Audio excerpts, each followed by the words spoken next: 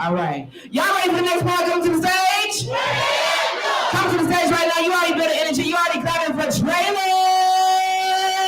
to the stage. Y'all can do better than that. I don't hear nobody over here.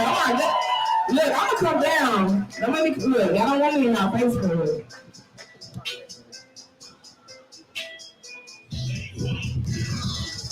And right about now, y'all looking beautiful. Y'all looking beautiful. I appreciate it. Hey, what's good, y'all? My name is Treylieus. I'm from Dallas, Texas. Came out here to see what y'all was up to. Y'all doing y'all thing. So, how many of you guys remember behavior charts from grade school? You stayed on the behavior chart, man. Me too, dog. Me too, man. Hey, so those of you that don't know, a behavior chart is a behavior chart is a row of in which it goes from like green to yellow all the way to red. It has about as many colors on my shirt on the chart. And so as your behavior progresses, your name progresses down the chart. And y'all, I was always at the bottom of the behavior chart. I was always having to go home, get my folder signed, and I couldn't let that behavior chart go. So I wrote a piece about it. Y'all, as a kid, I was a badass little boy. Always embarrassing my mother and my father by the amount of times my clip got moved from green to yellow and sometimes red.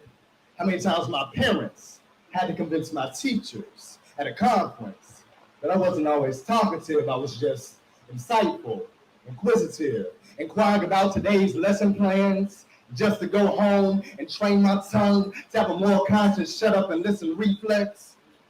When I sat in the back of Miss Collins' class, in deep conversation with Ashley about how the title of her twin was labeled as sin, like I didn't know the definition of sincere, of grace, of mercy, of dry bones that once lived here.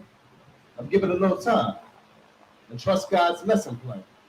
Miss Collins told me, come here. Confused, I asked, how did you hear? She said, your voice carries weight, and someone is always listening. I need you, my son, to pay attention. Pay attention to the lesson plans. Then maybe you can see how God gave you responsibility over the very thing he calls a whisper.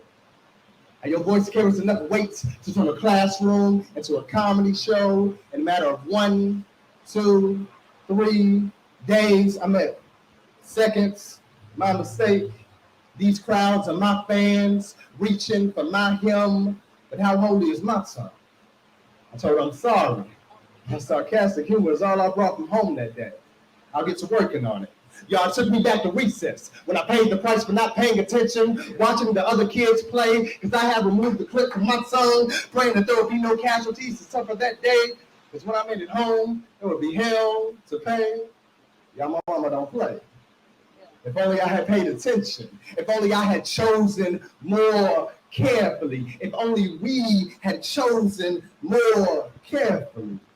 Like when the head of Dominion reached for leaves in a game of hide and seek after eating from that tree, only he chose more carefully. Not in the choices of how to cloak his sin, but on the words he stood on as a man when cuddling with his rib with each rebuttal that she said. I wonder how many times are wrong in his head. The words of no man, knowledge of good and evil, life and death, or had it just become white noise? You know, a hiss from the serpent's lips, God's sentences subdued to syllables, those same sentences were chosen more carefully.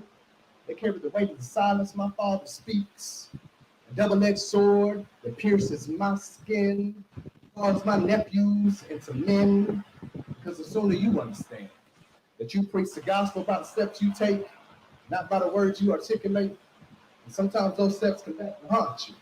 That's the moment you realize that someone is always paying attention.